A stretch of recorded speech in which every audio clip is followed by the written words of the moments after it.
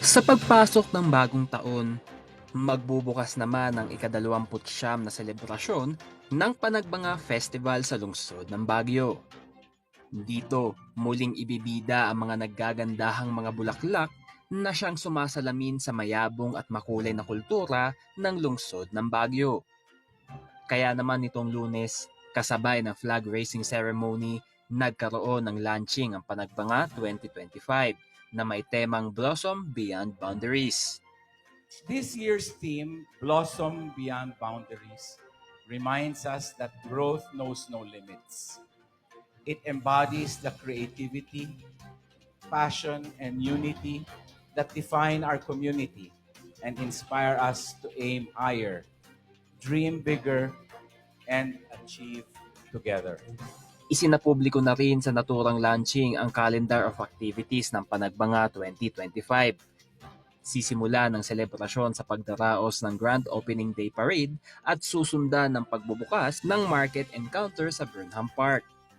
Ang mga highlight naman ng Panagbanga Festival ay magaganap sa dalawang magkasunod na mga araw. February 22 para sa Grand Street Dance Parade, habang February 23 naman ang Grand Floral Float Parade.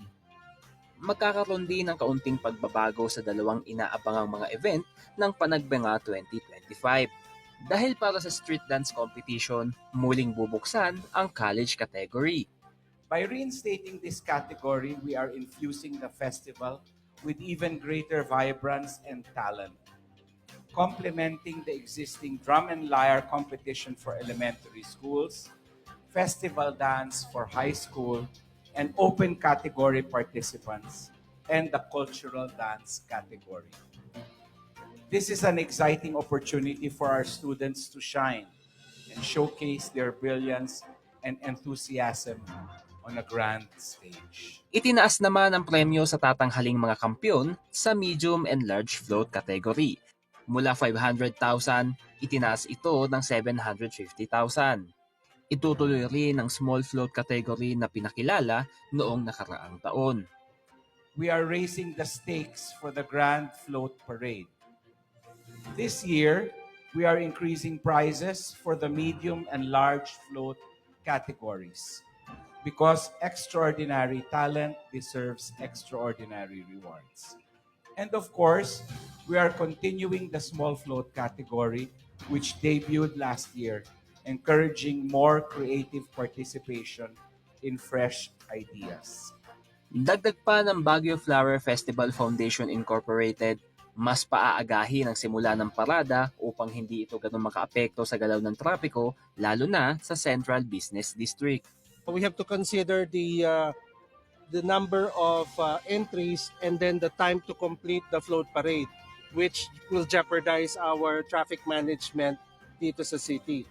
So that's the idea where we want to start early the parade and finish early also, so that there's least disruption in the traffic of CBD.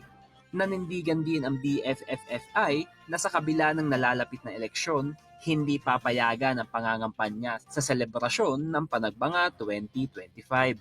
No campaigning. Nobody will take advantage of our festival. We have a policy on that one. They follow our rules or they don't join.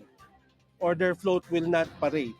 Yan. We've done that before. Mensahe pa ng organisasyon na ang Panagbanga ay hindi lamang basta pagdiriwang, kundi isang salamin ng ating kultura at pagkakakilanlan.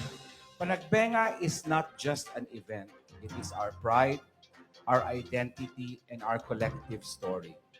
It's about pushing boundaries, whether they are artistic, cultural, or personal. This festival belongs to all of us, to everyone, young and old, locals and visitors, dreamers and doers. Conan Gulapa para sa PIO, Baguio Balita.